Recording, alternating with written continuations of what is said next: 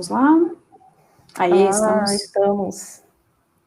estamos live, eu, a Beth e a Amanda. Bom, então, para quem está se conectando agora, ou quem vai assistir a live daqui a pouco, sejam todos bem-vindos. Eu sou a Jéssica, faço parte da DeSampa. Eu vou só abrir aqui a live, que vai ser conduzida pela Amanda. E se você está aqui na página da DeSampa, você se interessa pelo tema de empreendedorismo.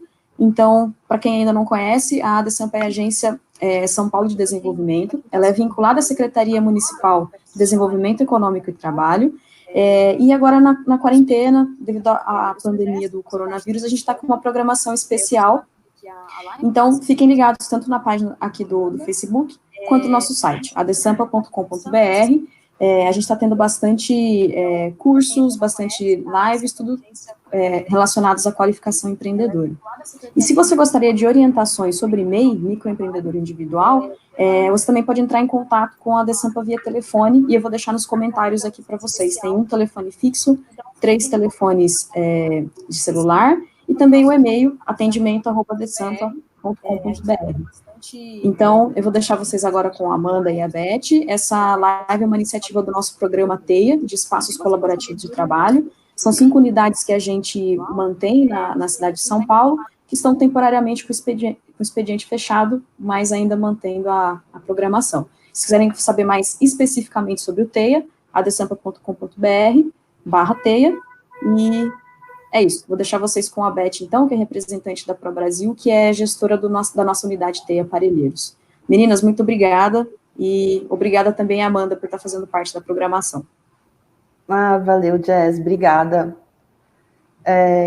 Boa tarde, pessoal. Essa é a nossa segunda atividade online pelo TEIA Parelheiros.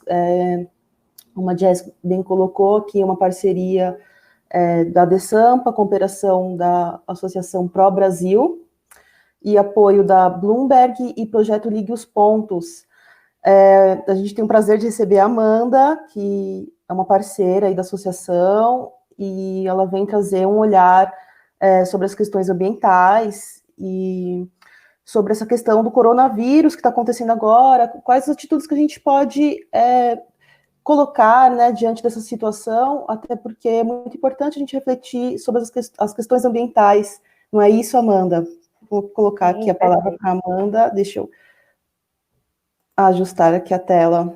Perfeito? Joia. Bom, vamos começar, então. Show, bom. Boa tarde, pessoal, meu nome é Amanda, eu sou advogada aqui da região de Parelheiros, né, tenho mestrado aí na área de Direito Ambiental, e queria fazer esse papo aqui, né, com esse tema, né, de atitudes, né, ambientais pós-coronavírus, né. São 5 dicas, né, voltadas aí para o empresariado, né, de mudanças positivas e simples, né, que a gente pode estar implementando com todas essas mudanças, né, repentinas que aconteceram, né. E a ideia da nossa interatividade aqui é falar um pouquinho sobre o direito ambiental brasileiro, né, de onde que veio, como é que surgiu, o que que aconteceu, né, para a gente ter essa organização aqui no nosso país, e tudo advém das convenções internacionais, né? Começou lá em 72, em Estocolmo, e aqui no Brasil, a primeira legislação em matéria de direito ambiental que conversa com a nossa Constituição Federal de 1988 é a Política Nacional do Meio Ambiente, né? Ela é de 1981 e ela foi recepcionada, né, pela Constituição Federal de 88. A Política Nacional do Meio Ambiente é o norte, né, para nossa legislação. É ela que vai dizer como que a gente deve interpretar todos os demais ordenamentos jurídicos nesse setor. Inclusive, né, trazendo para a gente a questão do antropocentrismo, né? Como que eu leio a legislação ambiental? É com o ser humano em foco, né? Todo o direcionamento, toda a organização legal é em favor do ser humano, né? Temos outras correntes filosóficas de interpretação da legislação, tem o biocentrismo, tem o ecocentrismo, mas é o antropocentrismo que a gente aplica. Na sequência da Política Nacional de Meio Ambiente, nós temos aí o SISNAMA, que é o Sistema Nacional de Meio Ambiente. Ele vai determinar os órgãos que nós temos à disposição para poder proteger e utilizar, regrar o uso, né, do meio ambiente. Aí a gente vai ter o Ministério do Meio Ambiente, a gente vai ter o CONAMA, que vai falar de normativas, né? Nós vamos ter as questões a nível federal, estadual e municipal, mas é uma legislação bastante simples e muito instrutiva, né? Na sequência, um pouquinho mais direcionada às questões aqui da nossa região de Parelheiros, a gente vai falar do SNUC, que é o Sistema Nacional de Unidades de Conservação. O SNUC, ele delimita como que a gente consegue utilizar os espaços territorialmente protegidos. Ele vai explicar todos os modais, todos os tipos de unidades de conservação que nós temos e quais são os seus objetivos. Aqui na região de Parelheiros e no estado de São Paulo como um todo, nós temos bastante unidades de conservação, mas que não se comparam a outros exemplos que a gente vai conseguir ver aqui. E aí eu queria pedir para compartilhar agora uma tela, Beth, como é que a gente faz? Eu te passo o arquivo, como é que a gente usa esse aplicativo para poder ilustrar? Não tem ali uma opção embaixo para te share screen? Ver se você encontra aqui, ó, quarto ícone. Aqui eu tenho um flip, chat. Ver se você encontra esse share screen. Senão você pode enviar o arquivo para mim também, que eu já coloco aqui. Eu acho que eu vou enviar ele para você, e aí a gente já ilustra.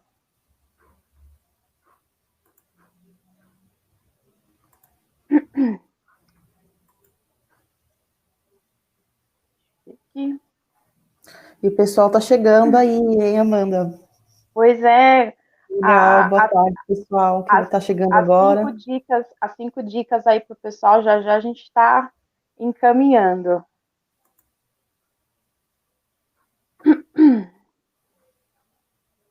Vamos ver aqui do PowerPoint, acho que é o mais fácil.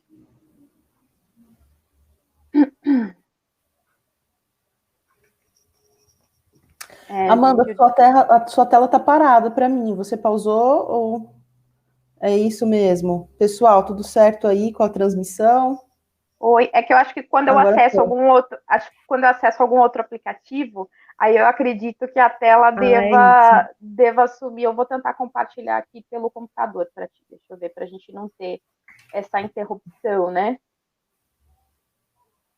Peraí, galera, já. A gente precisa se adaptar, né? Essas novidades. Sim, é a minha primeira palestra virtual aqui, primeira interatividade virtual. Não, a minha também. Então, a gente está aprendendo e cada dia aparecem mais ferramentas, mais coisas novas, né? Para a gente aperfeiçoar essas lives, né? Essas formas online de comunicação. Então, está sendo bem interessante. Estamos patinando juntas. Aí, Amanda, se você quiser encaminhar aqui no WhatsApp mesmo, eu já baixo o arquivo. É o que eu estou tentando fazer aqui, mas como a gente tem também essa questão da internet, né, bastante sendo utilizada com muita frequência, né, talvez algumas respostas estejam mais lentas do que o que a gente esperava, né, do que o que a gente tinha programado. Olha lá, eu estou tentando mandar aqui para você pelo computador, para não congelar a imagem, né, mas ela não tá me respondendo aqui. Bom, assim que der, a gente volta a falar dessa ilustração aqui. Ok. Não tem problema. Bom, a gente estava falando, então, das unidades de conservação, né? E aí a gente estava pegando aqui para falar alguma coisa já do histórico, né? Como é que surgiram as unidades de conservação, né? Primeiro caso, a gente pode falar do Parque Nacional Yellowstone, que foi em 1872, nos Estados Unidos.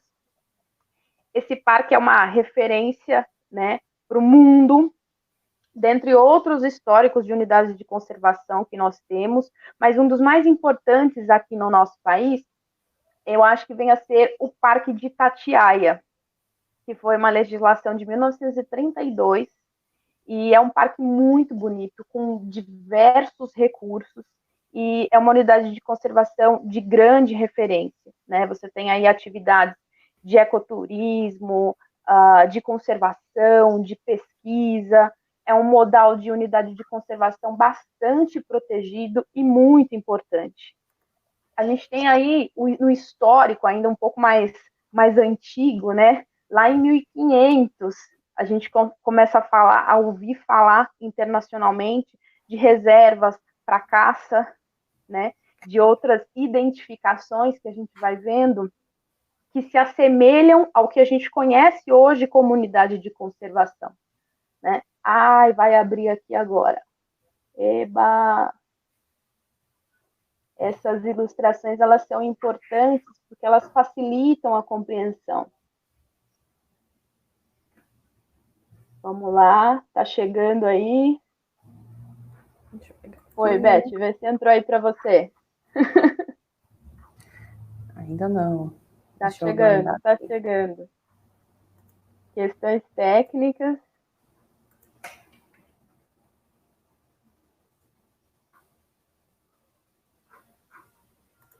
Aí é um arquivo em PowerPoint.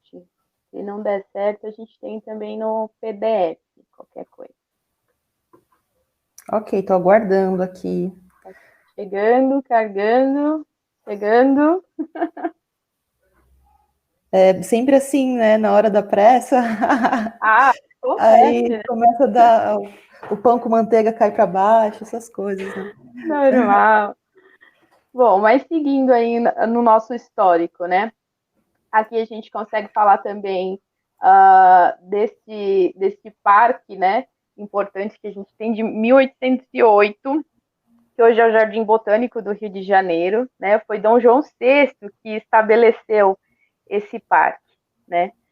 E ainda na questão internacional, a gente tem um órgão que cuida dessas unidades de conservação, né? Que é a IUCN, né? Pela tradução, a União Internacional para a Conservação da Natureza e dos Recursos Naturais.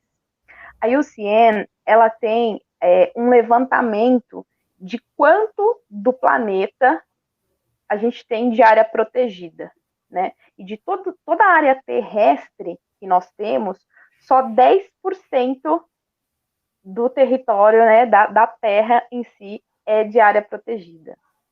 Olha aí o quanto a gente precisa avançar com estudos e educação ambiental para ter a disponibilidade, né, dos recursos naturais. O potencial é muito maior, né? Então, muito. E há muito a se fazer, né? Aqui em São Paulo, por exemplo, falando a nível estadual, a gente pode ter a criação de unidades de conservação pelo município, pelo estado, pelo governo federal ou por iniciativa privada, né, que são as RPPNs. A RPPN é uma unidade de conservação particular.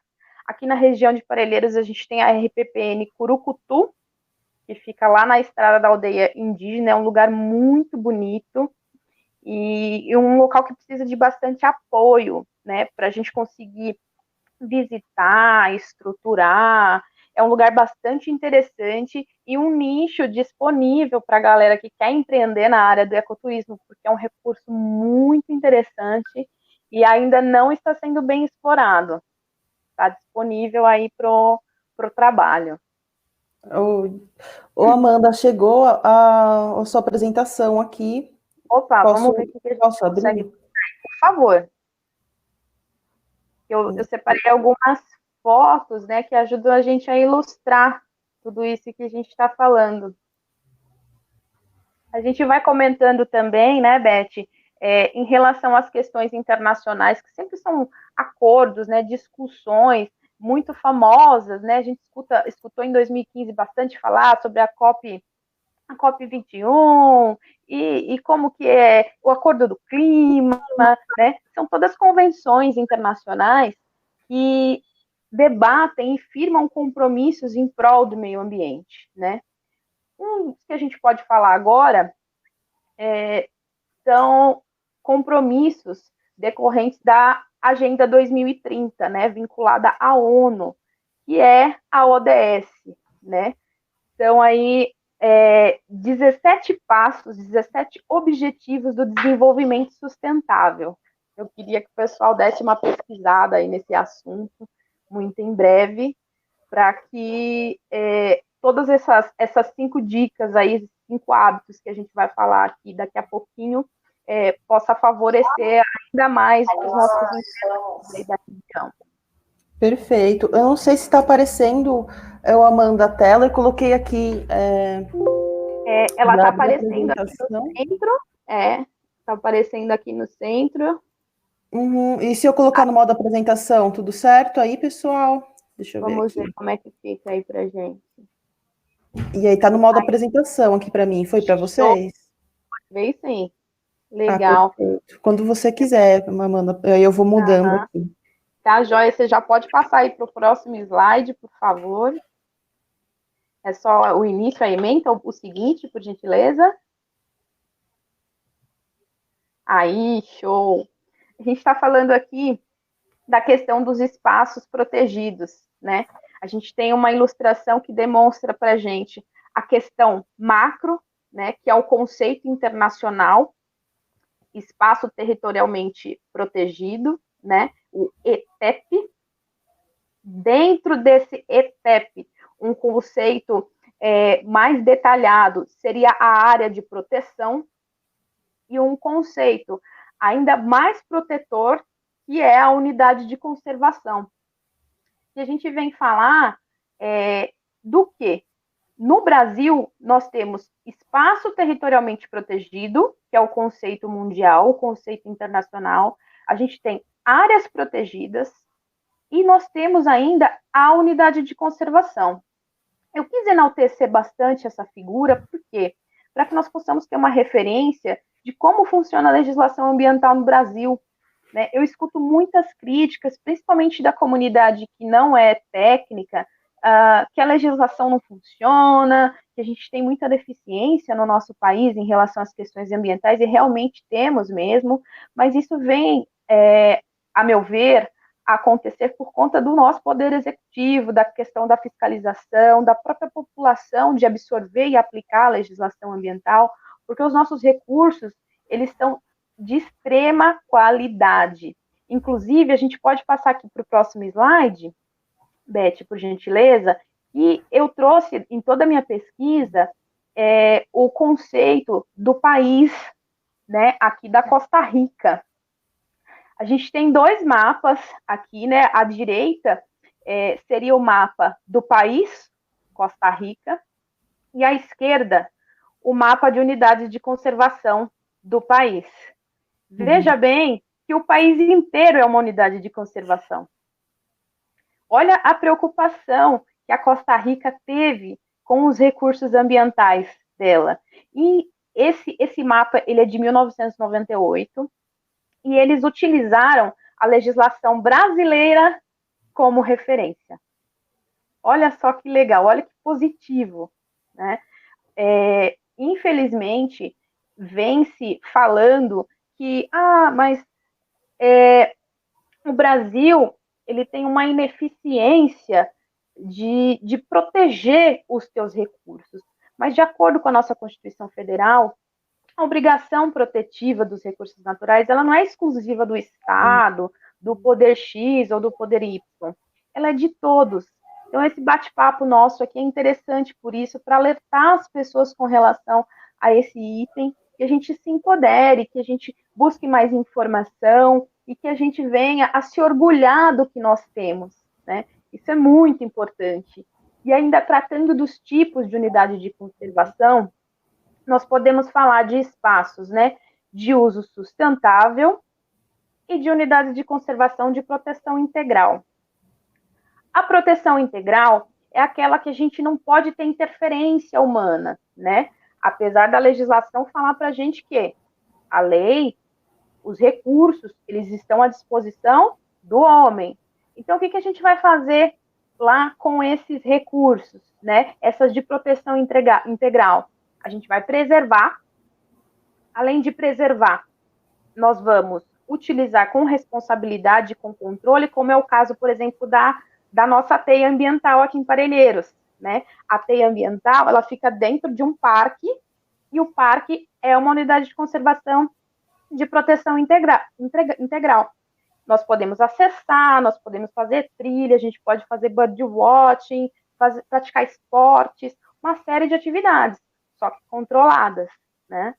E já a unidade de conservação de uso sustentável é a que está inserido grande parte do bairro de Parelheiros, que é, por exemplo, a APA. Nós moramos dentro de uma unidade de conservação, a gente pode ter interferência humana direta na unidade de conservação de uso sustentável. E dentre todos esses números, todos esses aparatos, uma série de unidades de conservação que nós temos no nosso estado, né? Se a gente for comparar o que nós temos em relação à Costa Rica e ao Brasil, aí eu vou pedir que você passe para o próximo slide, por favor, Beth. Olha só o tantinho de unidades de conservação que nós temos. Em relação à Costa Rica, é uma vergonha quase, né? Desproporcional, né? Muito desproporcional. Então, falta muito ainda. Nós precisamos avançar bastante com relação a isso, né? E com esses primeiros minutinhos aí, Beth, a gente já encerra as duas primeiras partes do que nós tínhamos programado para falar. A gente vai falar só um pouquinho sobre responsabilidade ambiental, que no Brasil a responsabilidade ambiental ela é objetiva, né, gente? O que significa isso, né? Tudo que acontece em matéria de direito ambiental, eu tenho uma responsabilidade independentemente da culpa. Se eu estou na posse ou se eu sou proprietário do bem ambiental, eu vou responder por tudo que acontecer ali, civil, administrativa e criminalmente. Então, as questões ambientais, elas são complexas, né? Há muito debate sobre elas por conta dessa questão da responsabilidade objetiva. Isso é um termo que faz parte da nossa legislação e não tem como alterar. Ela gera uma série de conflitos, principalmente preocupações em relação a empresários que vão fazer exploração da sua atividade comercial, com licenciamento, com autorização, tudo direitinho. Mas, por exemplo, a atividade, ela não funciona na sua propriedade. É uma propriedade, de repente, locada, onde funciona o meu negócio. Mas, se eu incorrer em prática de crime ambiental ou de algum outro tipo de infração ambiental, eu vou ser responsável, o dono do imóvel é responsável. Então, é uma coparticipação de responsabilidades, né? Todo mundo precisa fiscalizar o meio ambiente. Por isso que a nossa legislação, ela é dessa forma, assim, tão dura, né? Mas passados aí os nossos temas, assim, mais ríspidos, né, de direito ambiental, essa introdução, essa questão da responsabilidade, que sempre gera muita confusão, a gente vem falar um pouquinho agora da logística reversa e da economia circular. Esse próximo tópico vai direto, né, com relação às nossas 5 dicas aqui. Eu já vamos começar a falar diretamente delas. E eu queria ler para vocês aqui rapidinho o artigo 3º da Política Nacional de Resíduos Sólidos, que ele fala assim para a gente, ele define bem certinho o que é a logística reversa. Né? O que é isso? É um instrumento de desenvolvimento econômico e social caracterizado por um conjunto de ações, procedimentos e meios destinados a viabilizar a coleta e a restituição dos resíduos sólidos ao setor empresarial, para reaproveitamento em seu ciclo ou em outros ciclos produtivos, ou outra destinação final ambientalmente adequada. O que quer dizer isso?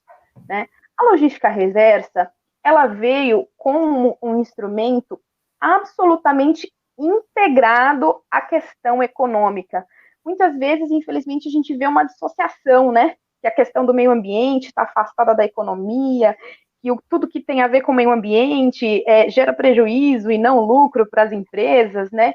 E eu gostaria de comprovar com essa questão da economia circular, esse slide que a gente está vendo agora, que não é essa a intenção da legislação, né? A questão da logística reversa, ela é muito jovem, né? Em matéria de direito ambiental, é uma legislação que tem 10 anos apenas, e ela trouxe essa definição de logística reversa exatamente para a gente poder acompanhar a questão desse ciclo aqui da economia, né? Nós falamos com relação aos quesitos de sustentabilidade, a questão dos 5 R's que estão aqui, né? Muitas vezes, quem tiver filho aí talvez esteja lembrando, o pessoal do Maurício de Souza sempre faz bastante referência com essa questão dos 5 R's, tem uma musiquinha lá da Turma da Mônica, e essa questão a gente precisa pensar bastante, vai bem de encontro aqui com as nossas 5 dicas, né, com as nossas mudanças de hábito. Reusar, recusar, né, avaliar aí o que a gente pode mudar no nosso hábito, né, reduzir, reciclar, vem direto está ligado diretamente com a questão econômica, né? Quantos setores empresariais nós temos em relação a essa questão da logística reversa? Que a responsabilidade que as empresas que produzem produtos têm para com o resíduo que esse seu produto final aí chega até a mão dos consumidores. O que a gente faz com esse resíduo? Né? É uma questão de responsabilidade. Nós temos visto bastante esses vídeos com relação a plástico, protestos com relação ao uso do plástico.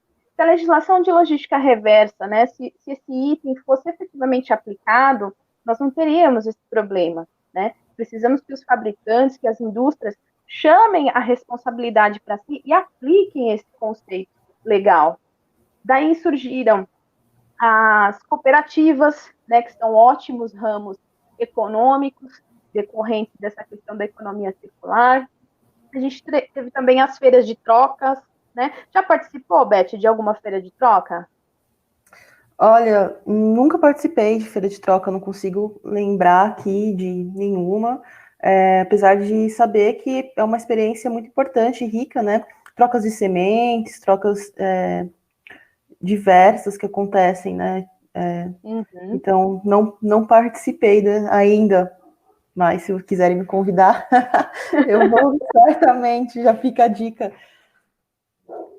É bem interessante, as pessoas trocam bens mesmo, trocam roupas, enfim, elas trocam várias itens, né, econômicos que vêm em direção a essa questão da economia circular. Aí eu vou pedir para você retirar essa apresentação um pouquinho, porque o que eu precisava ilustrar a gente já concluiu aqui, só depois para poder finalizar. Vou deixar ela em off aqui para a próxima, então. Aí já a gente volta com essa telinha. E a gente vem já para o nosso quinto ponto aqui de discussão, que é a questão da Política Nacional de Resíduos Sólidos diretamente, né? O que é interessante a gente falar, que é uma coisa que está muito próximo da nossa vida, né, Beth? Acho que está todo mundo assistindo aí a reprise da novela Avenida Brasil, né, da Carminha. É uma referência muito próxima da gente no momento. E essa novela, o que ela traz de exemplo para o nosso assunto, né? A questão dos lixões. Essa legislação de 2010, ela extinguiu, ela proibiu a existência de lixões e causava uma série de conflitos ambientais essa prática, né, essa destinação que se dava para o lixo das grandes metrópoles.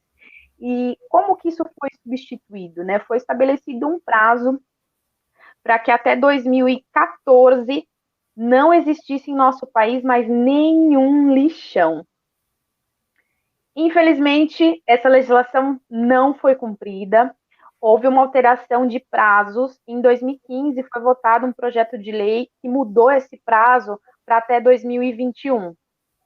Então, o ideal é que em todo o país, nenhuma cidade mais tenha essa prática de juntar o lixo, né, dessa maneira aberta, trazendo doenças, enfim, uma série de preocupações, né?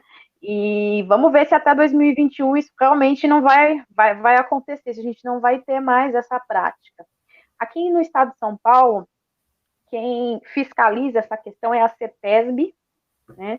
A CETESB é um órgão ambiental com várias atribuições, e uma delas é essa questão da preocupação com o lixo. E pelo que foi substituído o lixão? Ele foi substituído pelo aterro. Então, será que foi uma solução ideal, né, a cobrir de terra o lixo? A terra é capaz de absorver todo o material, tudo que a gente produz de lixo? É uma questão que a gente precisa pensar bem, porque nem tudo a terra pode reintegrar. E aí, dentro disso, várias propostas, né, várias questões estão sendo trabalhadas na questão do poder público, né? Aqui em São Paulo, a questão dos resíduos, por exemplo, eles são gestados por uma agência, né, a Anlurb, é ela quem cuida do lixo aqui da nossa capital. E na parte sul e leste, que eu imagino que seja uma divisão por conta do maior número de população que tem aqui, onde se inclui, né, a nossa área, né, a parte aqui de Parelheiros, é a EcoUrbis quem cuida, né, do nosso lixo. E o que eles fazem? Que tipo de proposta que eles têm? Lá no Parque Linear, aqui de Parelheiros, não sei se você já conhece, Beth. Conheço, eu passei lá, atrás do céu, né? Isso mesmo. É um lugar bem bonito, Bem que a galera bonito. usa para fazer esportes, é bastante frequentado, bastante aberto, tem uma fonte de água limpa lá, um lugar bem interessante para o pessoal visitar. Nesse espaço, eu não sei se você chegou a ver, que tem uns coletores verdes enormes, que é para a destinação desse material reciclável. E aí, o que a gente pode fazer? Separar esse material e depositar nesse local. Além dessa prática, né, que é disponibilizada pelo Estado, a gente tem aqui na região de Parelheiros também uma cooperativa é uma empresa mesmo que funciona com materiais recicláveis, e inclusive eles fazem a reciclagem de produtos tecnológicos, né, do lixo eletrônico, que a gente chama, e é uma coisa super difícil de reciclar. Então, assim, Parelheiros tem muitos recursos para poder melhorar as práticas que tem aqui na nossa região. Dentro dessas políticas, eu queria comentar só alguma coisinha também sobre a questão dos resíduos hospitalares, né, que é uma questão que preocupa muito a gente agora. O que está sendo feito com os resíduos hospitalares agora? E quem normatiza isso é a Anvisa, e a Anvisa é que faz a destinação, que faz a regulamentação para aterro também de resíduo perigoso, né? Mas são aterros específicos, né? Tudo que é recolhido pela EcoUrbis, daqui Zona Sul e Leste, vai para o aterro de Sapopemba. Já essa questão do resíduo perigoso, que não é divulgado, né, para onde vai, qual a localidade desse local, vai para um aterro também de resíduo perigoso. Olha a preocupação que a gente tem aí com essa questão do coronavírus, né? O que é feito com esse material hospitalar. E aí, já indo aqui mais pro finalzinho mesmo, a gente, só para comentar alguma coisa aqui da questão de sustentabilidade, né, Beth, dentro do cronograma que nós tínhamos feito, eu queria trazer aqui um conceito e uma crítica, né? A gente que é acadêmico, que está sempre pesquisando, não deixa de aproveitar desses momentos, desses debates, para poder fazer aí algum tipo de alerta, né? Toda unidade de conservação, ela tem uma espécie de legislação interna, que a gente chama de plano de manejo. E aqui na nossa região, né, a área de proteção ambiental Bororé Colônia, que é aquela de uso sustentável, que a gente pode ter pessoas morando dentro, enfim, toda a intervenção direta humana, é uma legislação de 2006, e desde então não tem essa normativa, né, esse plano de funcionamento. E aí, esse plano, ele tem uma das diretrizes que faltam nele, né, que é a questão de difundir tecnologias que visem a sustentabilidade. Esse é um dos requisitos que está descrito na legislação. O plano deve buscar desenvolvimento e difusão de tecnologia e sustentabilidade. Oportunidade para a questão dos empresários, que é objeto aqui da ADESAMPA, né? Turismo sustentável, nós temos aí a questão da legislação do polo de ecoturismo aqui da nossa região, já em vigor desde 2014, temos empresários empenhadíssimos nessa questão, em divulgar todos os recursos naturais e proteger também o que nós temos aqui em Parelheiros. E um terceiro item que eu também queria muito destacar é a questão aqui da promoção de pesquisa e pesquisas que gerem renda. A gente tem universidades próximas aqui da região de Parelheiros e muito material disponível acadêmico para que as pessoas participem e se interessem ainda mais pela região. Destacados esses pontos, a gente vai falar diretamente das mudanças de hábitos, né? O que a gente pode fazer para, nessa época aí, pós-coronavírus, que tipo de atitude que a gente pode tomar?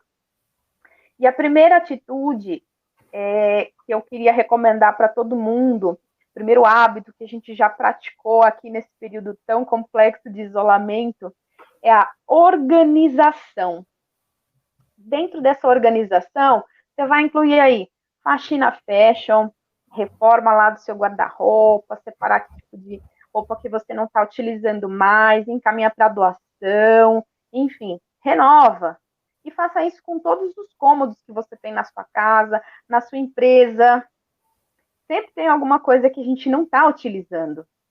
Então, nós podemos dar outro tipo de destinação para esse patrimônio e ainda assim vislumbrar oportunidades de negócio, não é? Consultorias, por exemplo, a questão já das cooperativas já virem trabalhando, a economia circular, tudo isso a gente pode aproveitar desse momento e ir para esse segmento, nessa dica número 1, organização, um hábito simples, que a gente pode mudar. Eu não preciso comprar nenhum equipamento, eu não preciso fazer nenhuma mudança brusca dentro da minha vida para conseguir botar isso em prática, tanto na minha casa quanto na minha empresa. Você já fez, Beth, aí alguma reorganização na sua casa? Como é que tá? Fez faxina festa já? Toda vez que eu faço uma faxina dessa, sempre sai muita coisa, viu? Vou dizer. Como a gente acumula, né? Muito. E até nos comentários aqui, ó, a Jéssica, ela até citou, reciclagem vira artesanato, né? Olha só, que boa oportunidade de negócio. Sim, então tem essas possibilidades também, né? A gente pensar no meio ambiente, até em todas as escalas, né? Numa escala local, né? Numa escala maior, e a gente também ter esse olhar de reaproveitamento, né? Então, olha lá, é possível reciclar, fazer artesanatos, inclusive Parelheiros tem uma característica forte com o polo turístico de favorecer os pequenos artesãos, né, o artesanato local. Então, fica a dica, uma ideia que está relacionado diretamente com a questão de preservar o meio ambiente, né?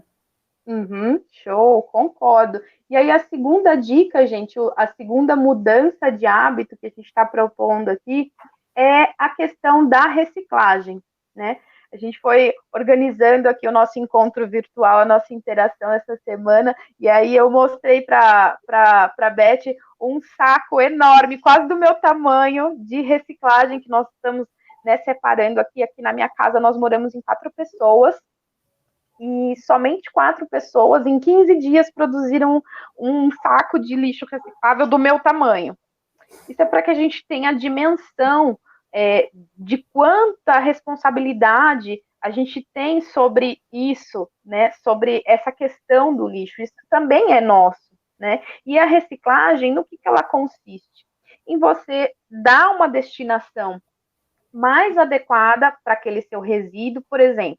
Papel higiênico usado, a gente não pode reciclar, né? Mas aqui, aquele rolinho, sabe? Quando depois que finaliza o papel higiênico, isso aqui é reciclável, é papelão. Então, vamos pesquisar? Fácil isso, né?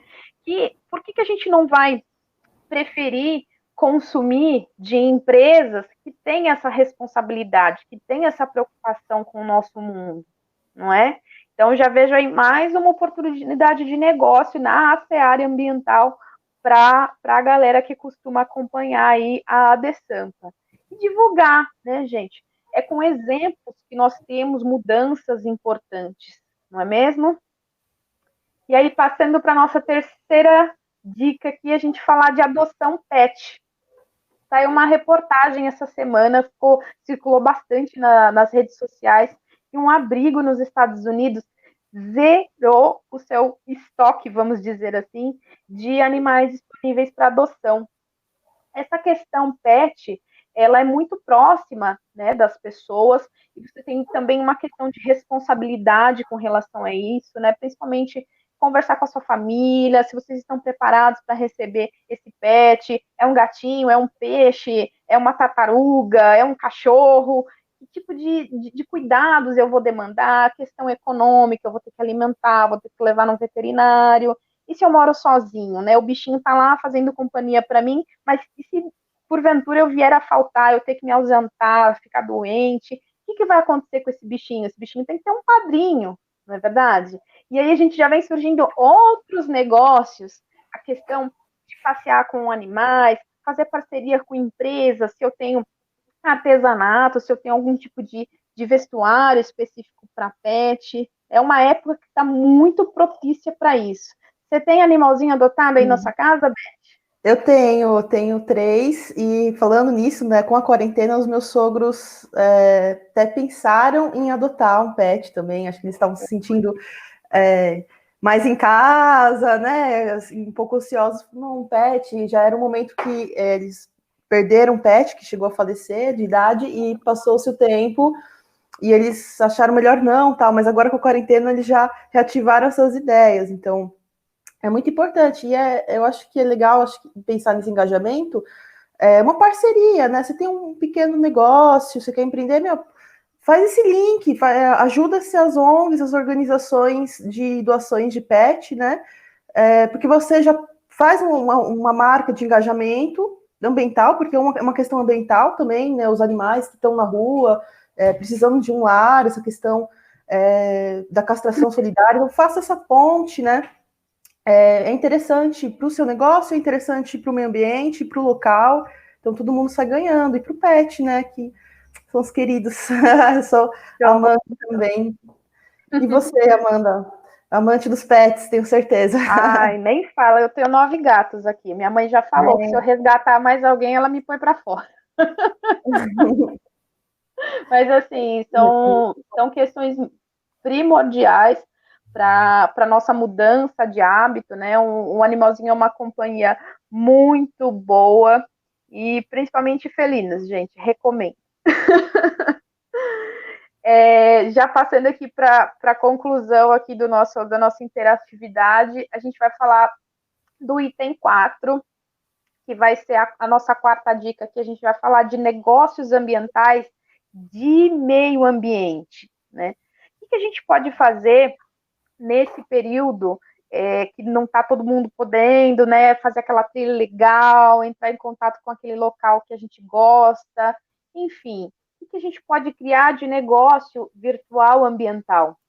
Eu já já fui empreendedora dessa área de turismo ecológico aqui na nossa região, e uma grande dificuldade que a gente tinha era de criar atividades no dia que o tempo não estava bom.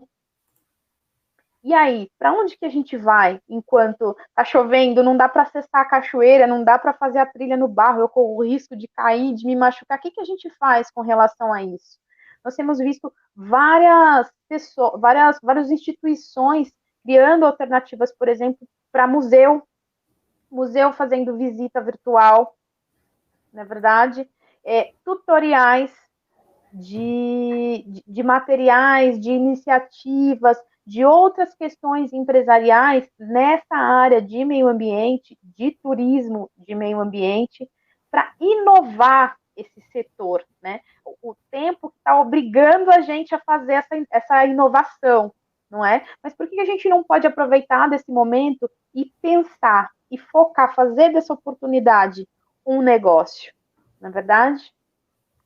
E aqui a nossa última e mais legal dica para os empresários é uma lista de prioridades e afazeres em relação ao lazer para quando acabar esse bendito desse isolamento.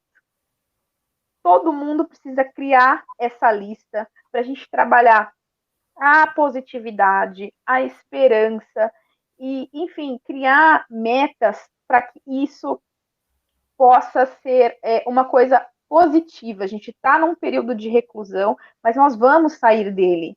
E aí, que tipo de interação as empresas podem fazer com seus consumidores?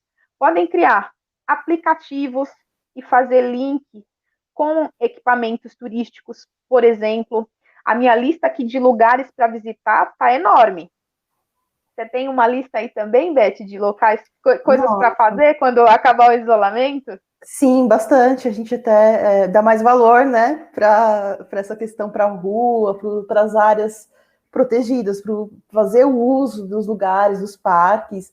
Parelheiros mesmo, tem muita coisa ali para se explorar, tá na minha lista com certeza, é um lugar muito bacana, tem muito potencial, então legal, acho que é uma boa dica, né, fazer uma lista de locais e lugares até para contemplar a natureza, né, e nos ajudar, né.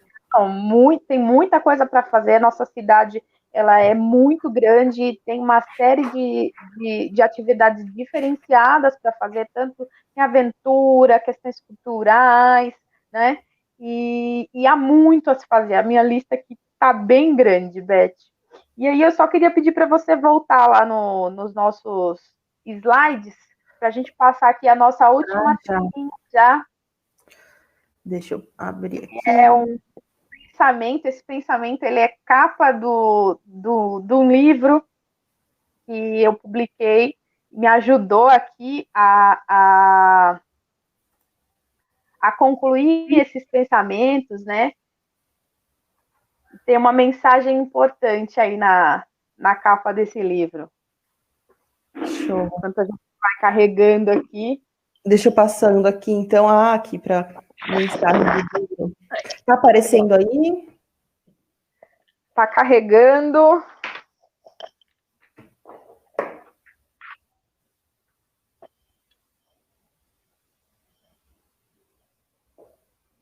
Já a gente partindo aqui pro final do nosso encontro. Não, passou voando, né? Eu tô aqui te escutando e as coisas. A gente nem lê os comentários ainda, hein, amiga? Pois temos perguntas, como é que tá aí Temos umas interações aqui que a gente passa para um próximo aí para ler. Vamos mandar um recadinho. E chegou a compartilhar aqui o slide. Como é que está? Ainda não. Deixa eu ver aqui, então, às vezes é porque está muito pesado, não. Daí eu aqui.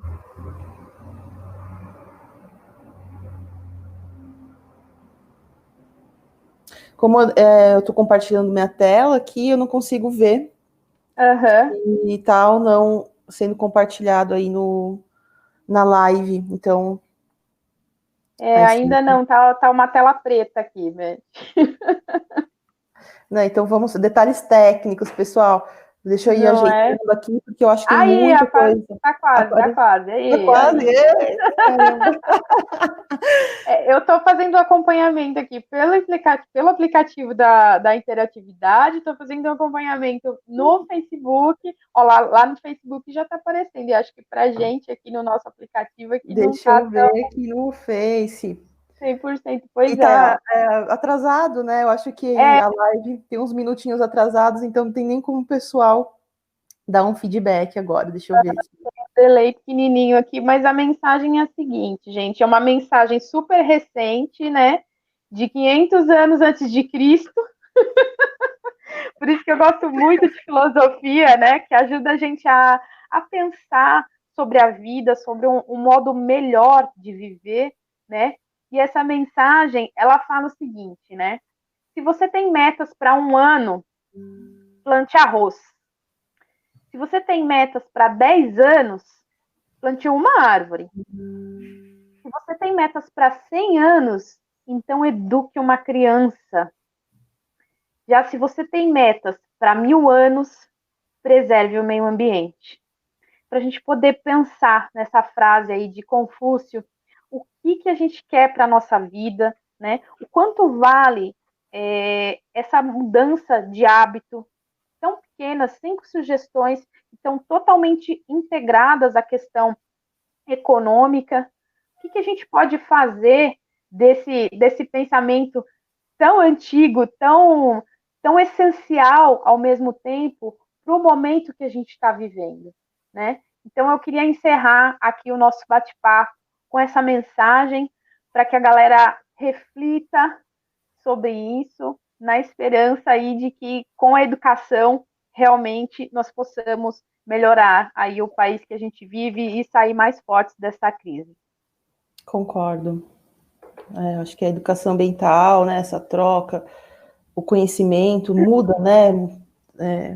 Tem uma capacidade imensa de quebrar uns paradigmas, a gente mudar a nossa relação com o ambiente, né? Então, muito bacana, Amanda.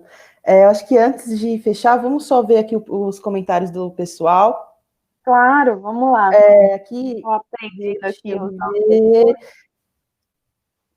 Aqui o pessoal deu um feedback que falou que a qualidade está bem legal. O Francisco ficou feliz, né? Então, falando que uma moradora da região de Parelheiros, falando sobre Parelheiros, isso bem bacana. É legal que o pessoal de Parelheiros tem, né, conseguido assistir aqui a gente, porque eu tenho Parelheiros, né, para o público, e agora com essa questão online, é interessante que o pessoal esteja migrando aqui para a página da Desampro para acompanhar a gente. Aqui a Ana Rosso, Sítio Curucutu, também se disponibiliza. Falou do Sítio Curucutu, né? Isso, a gente mencionou ele como o nosso exemplo de unidade de conservação particular aqui na região, né? Um lugar incrível que todo mundo tem que conhecer. Está na minha lista também, olha lá. Na minha lista de lugares, eu vou passar tempos viajando. A Jéssica Souza também lembrou do óleo, né, cara? Essa questão do óleo é um problema, né, mulher, porque a gente também está na região de manancial, então a gente sabe que o pessoal ainda não tem, assim como o lixo, né, essa questão da reciclagem, o hábito de reciclar o óleo, né, para não misturar com água, então... A indústria alimentícia, ela tem bastante preocupação com essa questão da logística reversa, né? Inclusive, as nossas UBSs aqui da região de Parelheiros, elas recebem esse resíduo de óleo utilizado, né, que a gente não consegue mais aproveitar na nossa alimentação. Então, você coloca num dispenser ali, numa garrafa, num recipiente que você pode depositar, entrega lá na sua UBS e tem ONGs que recolhem esse material para fazer sabão, por exemplo, é uma coisa bastante comum aqui na nossa região. Então, assim, basta você ter a consciência de que todo resíduo é de sua responsabilidade, não é só do poder público, do Estado, do coletor de lixo, a responsabilidade é nossa. Tenha essa consciência e busque informação, fale com seus vizinhos, fale com seus colegas do que você pode fazer para melhorar a destinação desse item e faça a sua parte, compartilhe. É com educação que a gente melhora o lugar que a gente vive. Perfeito. Bom, aí, pessoal, né, a Jéssica colocou essa questão do óleo, né, e tem, inclusive, uma troca de produto de limpeza, né, você entrega o óleo, a pessoa te entrega o sabão, então, é interessante a gente fazer essa reflexão. A Sônia mandou aqui um abraço, falou que muito bacana, né, que é interessante a gente ser criativo a partir desse momento, então, ela tem uma visão que o mundo vai melhorar a partir dessa experiência. Uhum. Na verdade, assim, a meu ver, como pessoa, né, não é uma opinião científica, eu acho que toda essa questão da crise, ela foi uma espécie de pedido de socorro da natureza. A gente não estava agindo de forma correta, né? A gente vê aí, por exemplo, animais nos canais de Veneza, que quem já visitou aquele lugar sabe que é um mau cheiro, é um esgoto horrível, a gente sonha aqui na periferia, nossa, mas meu sonho é viajar e ir para a Europa, eu quero muito conhecer tudo que tem lá fora, né? E infelizmente não é lá toda essa beleza, né? Esse período aí de resguardo da interferência humana foi muito positivo, a gente viu animais que não se via nessa região. E, ao mesmo tempo, fica aí uma advertência para quem é daqui da região, né? Nossa, mas eu sonho em conhecer a Itália e não conheço a Cachoeira de Marcilac. Não sei que aqui em Parelheiros dá para ver o mar do Mirante do Parque Estadual da Serra do Mar, que é de graça para entrar. Eu não conheço o Parque Ribeirão Colônia, que é onde está a nossa teia, que é um local que tem para aprendizado, para fazer networking, para trabalhar. É um polo de coworking aqui na nossa região. Então, assim, tem muito para conhecer aqui. Parelheiros é riquíssimo, é um lugar incrível, está cheio de gente boa, de gente técnica, de gente que estudou muito a nossa região e que tem orgulho de estar aqui. Show. Parelheiros é tudo de bom mesmo. E aí, aqui, ó, a Valdeliz, ela falou para você fazer uma palestra também presencial no TEI Parelheiros, e assim, quando voltar, a gente passar tudo isso, então, com certeza, isso já está combinado, né? Sim, está combinado, esperamos que tudo retorne em breve, né? O Márcio, ele mandou uma pergunta aqui, bem interessante. Ele falou assim, ó, uma cidade próxima de onde moro, Mauá, tem pensado em implementar uma usina de incineração de lixo. E realmente eu moro perto de Mauá também, então é uma questão muito polêmica, né? Porque não resolve todo o problema, né? Incinerar o lixo, a gente sabe que tem uma geração de poluentes, né? Também ele tem um tempo, né? Uma usina tem o seu limite também, né? De tempo útil. Então, assim, ele colocou uma pergunta perguntando a opinião, né? O que você acha disso, Amanda? Sobre a questão de incinerar lixo, usina. Bom, é bastante prejudicial, né? Mas, assim, dentro de todas as opções que nós já colocamos aqui de como tratar o nosso lixo, né? E, infelizmente, eu sou lá da área do direito, né? Eu não sou da área química, nem física, eu não posso dizer com certeza técnica, olha, é melhor, é pior. Mas o que a gente pode fazer nesse momento? Que instrumentos jurídicos nós temos para tentar evitar essa situação, né? Todo tipo de intervenção dessa grandeza, dessa natureza dentro do município, vai ter que passar, primeiro, por votação legislativa, se realmente isso vai ser implementado ou não. Segundo, como que isso vai funcionar, ou seja, a gente vai ter os instrumentos de conselhos públicos, vamos ter audiência pública sobre como isso vai ser instalado, para que vai ser instalado, e, por último, as medidas mitigatórias, né? Nós temos um princípio no direito ambiental que se chama poluidor-pagador. Então, se o município ou a empresa concessionária que for praticar esse serviço, que eu espero que não seja implementado, se isso realmente for acontecer, ele precisa compensar o meio ambiente com saídas para que isso não tenha um grande impacto. Por exemplo, o que vai trazer de benefício para a cidade? essa situação? A gente vai ter um parque, a gente vai ter um centro de manejo animal, que tipo de questão economicamente viável e ambientalmente correta pode-se ter de retribuição para o nosso município? Né? Então, a gente tem uma série de ferramentas, uma série de itens, de passos, até isso efetivamente ser implementado. Então, assim, do meu ponto de vista técnico, o que eu podia fazer era elucidar aí o colega com essas ferramentas, né, buscar a participação das questões públicas. Às vezes, eu gosto muito de enaltecer essa questão, mas você é ambientalista, né, você gosta de abraçar a árvore. Pelo contrário, tão somente as pessoas ambientalistas, elas tomaram consciência de que se elas não cuidarem das questões públicas, amanhã ela, os filhos dela, não vão ter um meio ambiente digno para viver. Então, não é que o ambientalista, nossa, ele é super nobre, nossa, que cara inteligente. Pelo contrário, né? A gente está preocupado em ter uma qualidade de vida. Mas a parte boa é que se eu tenho qualidade de vida, se eu busco qualidade de vida para mim, vai acessar para todos. Não é um pensamento individual, é um pensamento coletivo, é um pensamento de grande luta, enfim, é uma batalha, né? Espero que eu tenha respondido bem aí a questão do Márcio, tem uma série de elementos para ele poder buscar se unir com a comunidade, com os munícipes lá de Mauá, para que isso não seja instalado, ou que na impossibilidade, né, que isso venha acontecer da melhor forma possível para o município. Perfeito.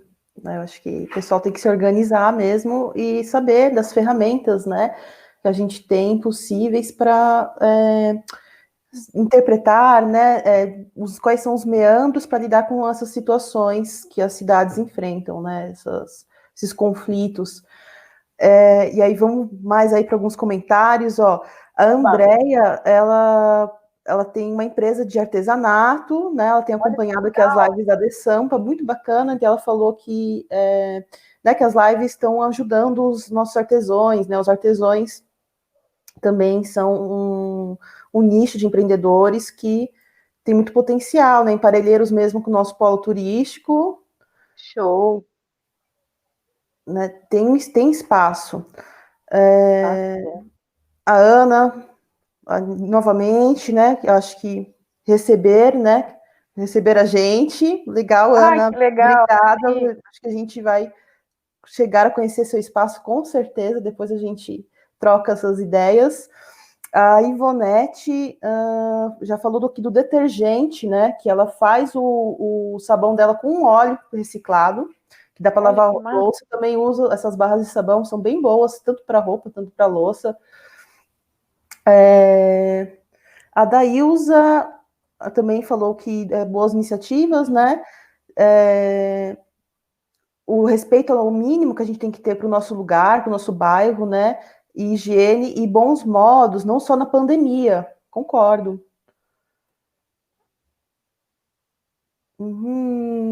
Deixa eu ver mais, o pessoal elogiando, né? Ai, que bom, gente. Fico muito feliz. A gente preparou esse encontro aqui com muito carinho e a gente compreende a relevância das questões ambientais, mas nem sempre, né? É um grande desafio nosso o alcance, né?